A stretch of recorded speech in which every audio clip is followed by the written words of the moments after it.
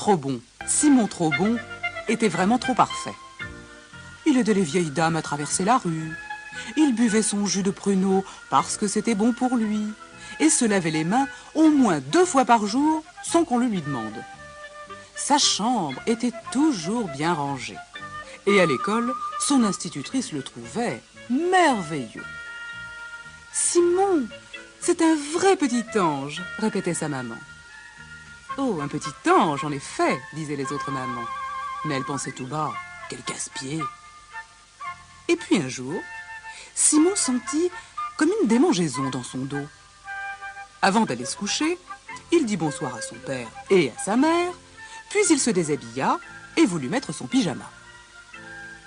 C'est là qu'il aperçut son dos dans le miroir et remarqua 2 petites bosses rouges. Cette nuit-là, il dut dormir étendu à plat ventre, car son dos lui faisait un peu mal. Le matin, il se regarda de nouveau dans le miroir, et c'est là qu'il vit ces 2 petites ailes. Et ce n'était encore qu'un début. Pendant qu'il se brossait les dents, de haut en bas, naturellement, et non latéralement, un éclair éblouissant jaillit de sa tête et prit la forme d'une auréole. Pauvre Simon, il était devenu un ange. Ses ailes faisaient des bosses sous son tricot, et l'auréole lui donnait mal à la tête. « Je n'ai pas envie d'être un ange, se dit-il. J'aurai l'air d'une fille quand je flotterai en l'air dans une robe blanche. On ne m'aime déjà pas beaucoup, mais quand je serai un ange, plus personne ne me parlera. » Il mit son anorak pour cacher ses ailes, rabattit la capuche pour cacher son auréole et partit à l'école. Mais lorsqu'il rendit tous ses devoirs, en temps voulu, naturellement, il sentit grandir ses ailes et de longues plumes blanches dépassèrent de son anorak. Il n'y avait qu'une seule solution, faire quelque chose de vraiment, vraiment mal. « Simon, retire ton anorak, cher enfant, » dit l'institutrice en lui souriant. « Nya » maugréa-t-il. La maîtresse n'en revenait pas.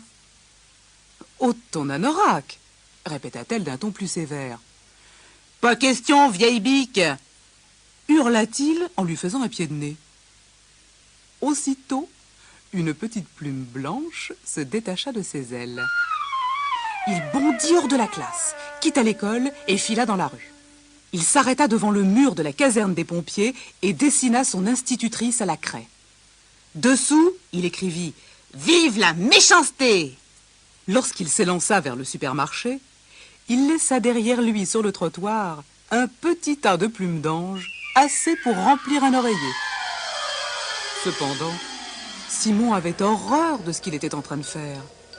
Être méchant était extrêmement difficile pour un petit ange comme lui. Au supermarché, il tira d'un rayon la dernière boîte de petits pois à l'étuvée et toute la pile s'écroula. Puis il fonça avec un caddie sur les rouleaux de papier de toilette qui dégringolèrent sur les clients. « Oh, quel petit démon !» s'écria le directeur en menaçant Simon du poing. Simon tâta son auréole. Elle avait presque disparu. Elle s'effaça tout à fait quand il eut jeté quelques cailloux au canard de la mare. Après avoir dégonflé 2 pneus, tiré plusieurs sonnettes et volé des bonbons à un petit enfant, il n'était plus très loin de s'amuser. Une sorte de rire diabolique sortit de sa gorge, et les plumes de ses ailes se mirent à tomber en pluie. Simon continua sa course. Il croisa la fanfare de l'armée du salut au coin de la rue et vola l'argent de la collecte.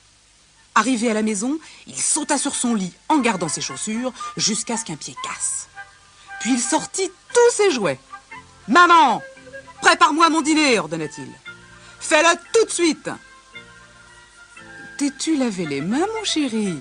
dit sa mère légèrement étonnée. « Non, et je ne me les laverai jamais plus. Et puis je ne me brosserai plus les dents, pas même de droite à gauche. »« Simon !» s'écria son père.